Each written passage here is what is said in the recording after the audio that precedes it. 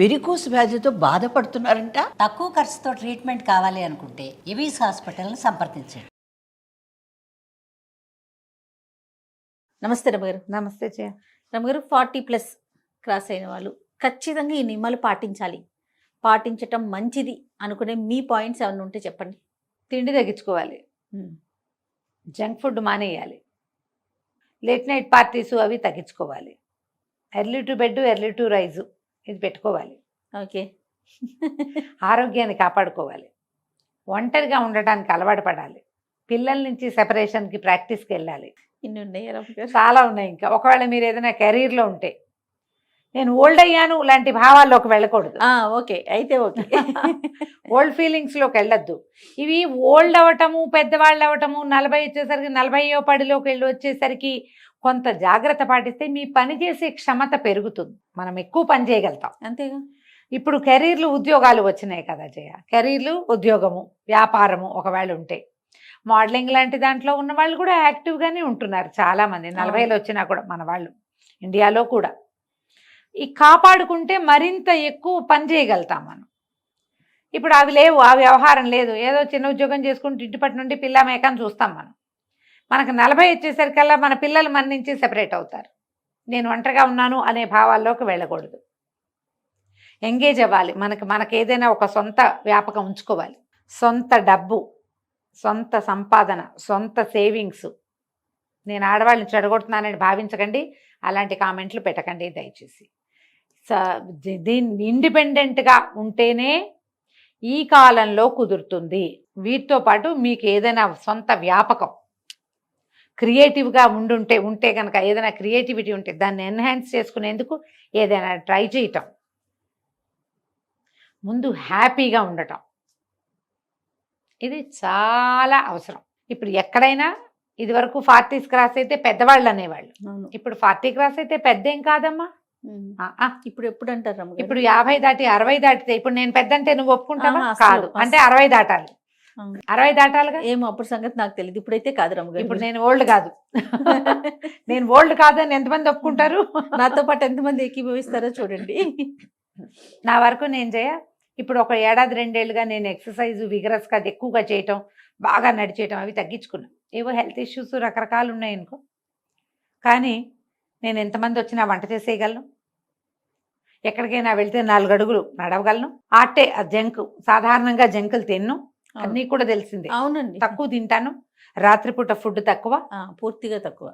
మరి 1 గంట 2 దాకా పార్టీలు వ్యవహారాలు ఏదైనా పెళ్లికి వెళ్తే ఏదో 11, 12 అవుతుంది, కానీ సాధారణంగా 11, 11 ఒకలా నిద్రపోతాను. నేను యాక్టివ్గానే ఉన్నానని నేను భావిస్తున్నాను. నాకు అంత మూమెంట్స్ స్లో అవ్వాల. అవును, నాకు ఫాస్ట్ మూమెంట్సే ఉన్నాయి. నేను గబగబా పని చేసేయగలను. అమ్మో ఇదంతా నేను ఎక్కడ చేస్తాను లాంటి భావాలు లేవు నాకు. నా వల్ల కాదు, చేయలేను. ఏవో నెప్పులు గిప్పులు కనపడుతున్నాయి అప్పుడప్పుడు, మెనపాజ్ వల్ల కనిపిస్తాయి కదా. ఉన్నా కూడా నేను పని చేయలేని పరిస్థితి, అవి నాకు లేవు. ఇంకా నేను అనుకుంటాను లోపల ఉంది, ఇది హెల్దీగా ఉన్నాను నేను లోపల నుంచి. స్ట్రెస్లు వస్తాయి నాకు కూడా, నేను దాన్ని బీట్ చేస్తా. డిప్రెషన్స్ వస్తుంటాయి నాకు కూడా, చాలా డిప్రెస్డ్గా ఇదంతా ఏమిటి ఈ జీవితం అలా అనిపిస్తుంటుంది. దాన్ని లాగి పక్కన పారేస్తూ ఉంటా. ఏవేవేవో చేస్తా, ఏవో పనులు, అవసరమైనవి అక్కర్లేనివి, ఎవరి పనులైనా మీదేసుకుని కూడా చేస్తా, ఎక్స్ట్రాలు అంటించుకుని కూడా చేస్తూ ఉంటాను. వాటి వల్ల ఏంటంటే ఎంగేజ్ అవుతాను. చాలా ప్రధానమైంది ఎంగేజ్ అవుతాను. నేను ఎంత బిజీ స్కెడ్యూల్స్లో ఉన్నా నాకు కూడా లోన్లీనెస్ వస్తుంది. నాకు పెద్ద గుంపు ఉన్నా కూడా, అవును, దాన్ని తొలగించుకోవడానికి కూడా నేను ప్రయత్నం చేస్తూనే ఉంటాను. ఇలా నిరంతర పోరాటం చేసే పద్ధతిలో ఉంటేనే మనం హాయిగా బతకగలుగుతాం. ఇది నేర్చుకోండి, నాకెవరు నేర్పలేదు.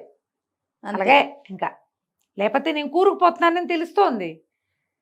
నువ్వు కూరుకుపోతున్నావు అని ఎవరైనా మీకు చెప్పాలా? నాకు అర్థం కాదు అసలు. అది ఎప్పుడు ఏదో బాధగా ఉంటుంది, ఏమిటో విసుగ్గా ఉంటుంది.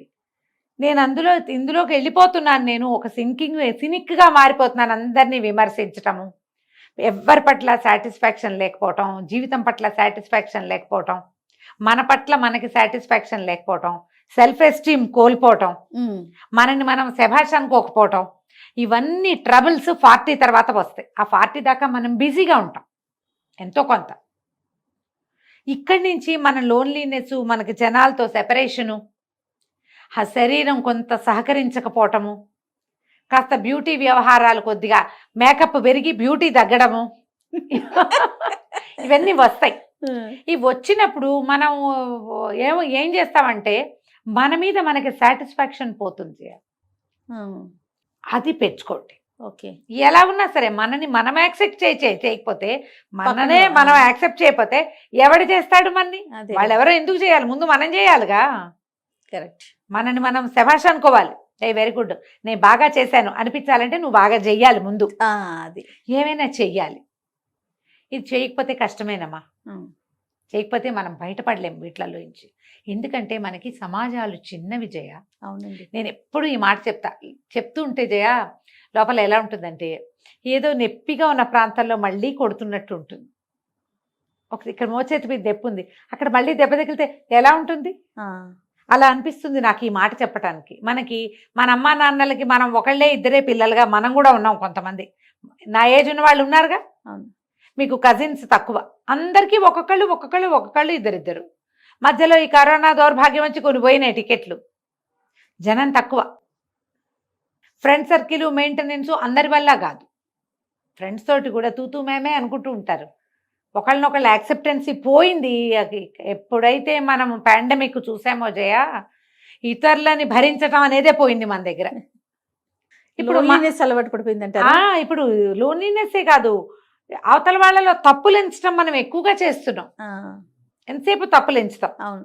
అప్పుడు ఎవరుంటారు మనకి మనమైనా ఉండాలిగా. అంతేగా కదా. మనుషులు నుంచుకోండి. 40 దాటాక ఫ్రెండ్షిప్ చేయండి. ఇది ఒకటి నేర్చుకోండి. మీకంటే చిన్నపిల్లల్ని చూసుకోండి, వాళ్ళు యాక్టివ్గా ఉంటారు, మనం వాళ్ళతో పాటు లాగేస్తాం. నాకు అలాగే ఉన్నాయి టికెట్లు, చిన్నవి చిన్న ఫ్రెండ్స్. వాళ్ళతో మాట్లాడుతూ ఉంటే మనం ఇంకొంచెం యంగ్గా అవుతాం. అవును అవును. మన ఏజ్ ఫ్రెండ్స్ మనకి ఎలాగ ఉంటారు? మన క్లాస్మేట్లు, కజిన్స్, క్లోజ్ కజిన్స్ ఉంటారు. వీళ్ళతో పాటు చుట్టుపక్కల ఇళ్లలోనో ఏ ఫేస్బుక్ ఫ్రెండ్సో యంగ్స్టర్స్ అనగానే ఎక్కడికో వెళ్ళిపోద్దామా. కొంచెం మోతాదుగా ఉండి ఉంచుకోండి ఫ్రెండ్షిప్. ఎవరితోటైనా కబుర్లు చెప్తూ ఉంటే అప్పుడు అన్నీ బాగుంటాయి.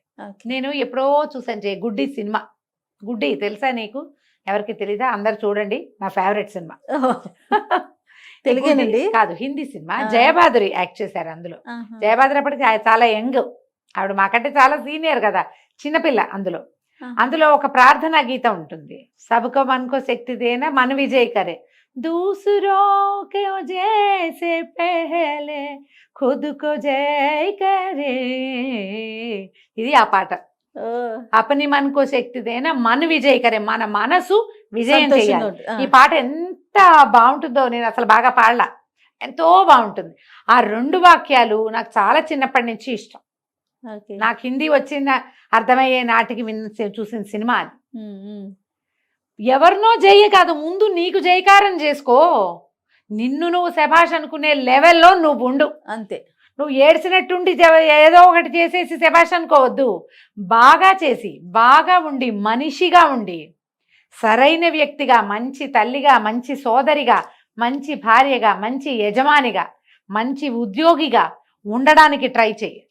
నిన్ను నువ్వు గొప్ప చేసుకో, నిన్ను నువ్వు శభాష్ అనుకో, నిన్ను నువ్వు సంతోష పెట్టుకో. దీనికోసం ఇతరులను బాధ పెట్టకూడదు. అది డెవలప్ అయింది ఇప్పుడు.